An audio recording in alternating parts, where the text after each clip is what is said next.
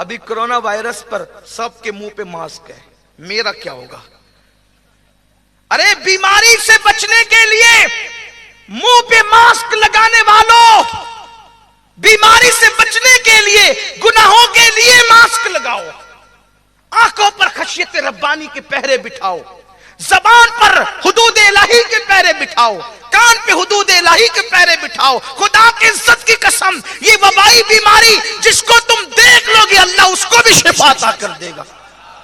لوگ بیماری کے ڈر سے محتاط ہوتے ہیں، گناہ کے ڈر سے لوگ محتاط کیوں نہیں ہوتے؟ اور یاد رکھنا، بیماری اتنا نقصان نہیں کرتی جتنا گناہ نقصان کرتے ہیں، بلکہ بیماریاں آتی ہی ہے گناہوں کی وجہ سے آتی ہے، برائیوں کی وجہ سے آتی ہے، پاپ کی وجہ سے آتی ہے۔ احتیاط ضرور کرو، میں منع نہیں کرتا، لیکن اتنا ضرور یاد رکھنا کہ کوئی بیماری وہ نہیں ہوگی کہ ایک سے دوسرے کو لگے، دوسرے سے تیسرے کو لگے۔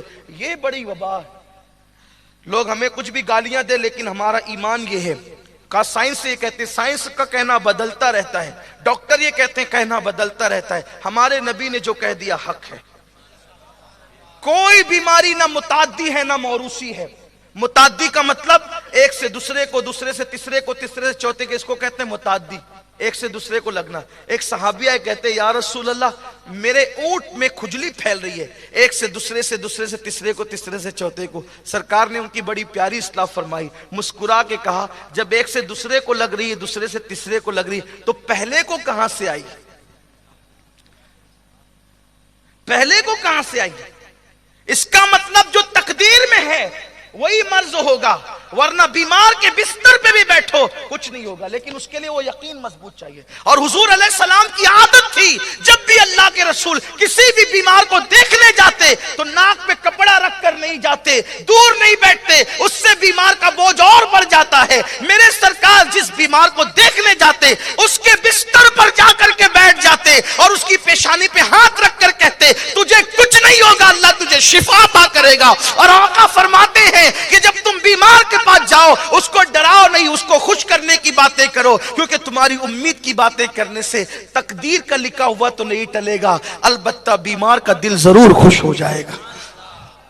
حضور بیمار کے سرے بالی انہیں رحمت کی ادا لائی ہے، حال بگڑا ہے تو بیمار کی بنائی ہے، ان کی زلفیں نہیں رحمت کی گھٹا چھائی ہے، ان کے ابرو نہیں دو قبلوں کی یکجائی ہے۔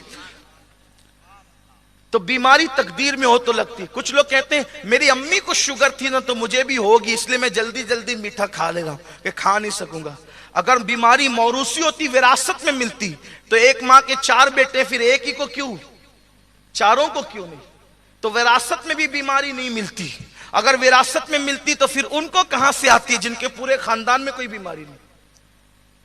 اس لیے کچھ لوگ جو ہے وہ ایسی لڑکیوں سے نکاح نہیں کرتے جن کے خاندان میں کسی کو برس ہوتا ہے، کہا کہ وہ اس کے دادا کو تھا نا اس کو بھی ہوگا۔ یہ سب نہیں ہے، یہ تہمات پرستی ہے۔ اور یاد رکھنا اگر آپ کے گھر میں کوئی ایسی بیٹی ہوتی تو آپ کیا کر لیتے؟ بیماری سے نفرت مت کرو۔ اور بیماری جو ہے وہ اللہ کی وہ نعمت ہے جو انسان کے گناہوں کا خاتمہ کر دیتی۔ صرف بخار کا حال یہ ہے کہ بخار آ کر جاتا ہے تو گناہوں سے ایسے پاک کر کے جاتا ہے جیسے ابھی ماں کے پیٹ سے پیدا ہو۔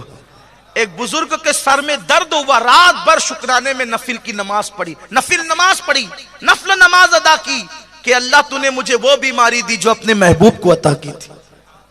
ڈرو مت بیماری سے، جو قسمت میں ہوگا ہو کے رہے گا۔ اور یاد رکھنا جب موت لکھی ہے آئے گی، کسی بہانے آئے گی، اور موت نہیں لکھی ہے کچھ بھی ہو جائے موت نہیں آئے گی۔ تو ذرا ڈرا مت کرو۔ ڈرنے کی وجہ یہ ہے کہ ہمارے اعمال اچھے نہیں رہے، اعمال اچھے نہیں رہے اس لیے موت سے ڈر رہے ہو، ورنہ مومن کبھی موت سے نہیں ڈرتا۔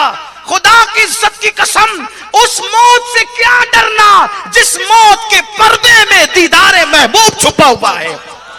اسی لیے میرے امام نے کہا جان تو جاتے ہی جائے گی، قیامت یہ ہے اب یہاں مرنے پہ ٹھہرا ہے نظارہ تیرا۔ یا رسول اللہ، اب یہاں مرنے پہ ٹھہرا ہے۔ مومن کی موت دیدار یار کا سبب ہے۔ مت ڈرا کرو موت سے، موت سے نہیں